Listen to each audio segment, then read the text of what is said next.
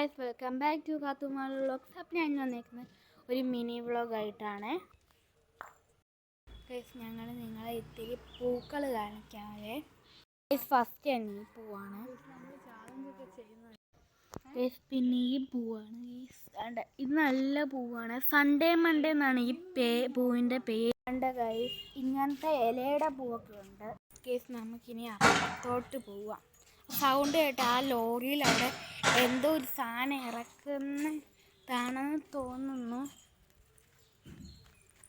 നമുക്ക് ഊഞ്ഞാലിൻ്റെ അവിടോട്ട് പോവാം. ഇതിനകത്ത് നല്ല രസമാണ്. അവധി ദിവസങ്ങളിൽ എല്ലാം ഇതിനകത്ത് ആടും. നല്ല രസമാണ്.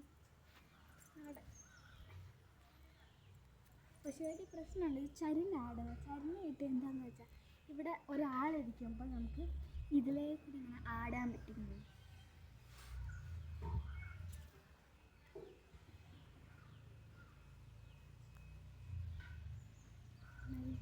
അവളെന്നും അതിലാടുന്നതാണ്. സ്കൂളിൽ നിന്ന് വന്നാലും അതാണ് പരിപാടി. 1.5 മണിക്കൂറെങ്കിലും എന്നിട്ടാണ് നമ്മൾ ട്യൂഷൻ.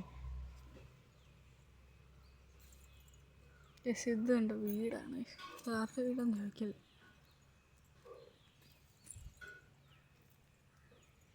ഗൈസ്, അതിൻ്റെ ഇടയിൽ അവിടെ തുണി വിരിച്ചിട്ടിട്ടുണ്ട് അല്ലേ.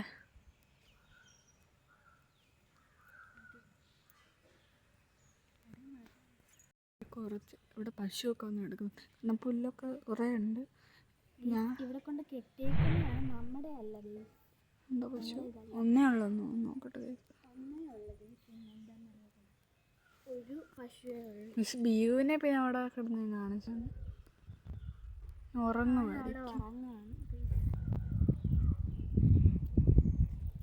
ഇത് കണ്ണൻ്റെ ഒരു പഴയ ഒരു കാറായിരുന്നു അല്ലേ.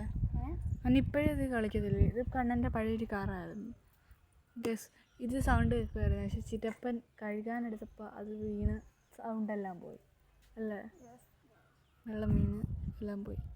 അല്ലെങ്കിൽ ഇപ്പോൾ പാട്ട് ഉണ്ടായിരുന്നു ഉണ്ടോ. ബുധനാഴ്ച ഡേ ഇൻ മൈ ലൈഫ് വേണമെങ്കിൽ യെസ് എന്ന് കമൻറ്റ് ഇടണേ നിങ്ങൾ.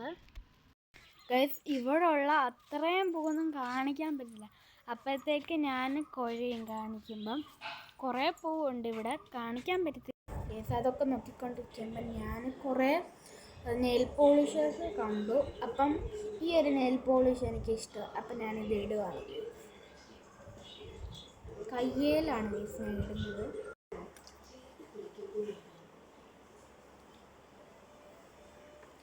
ഞാൻ ഇവിടെ എന്തോ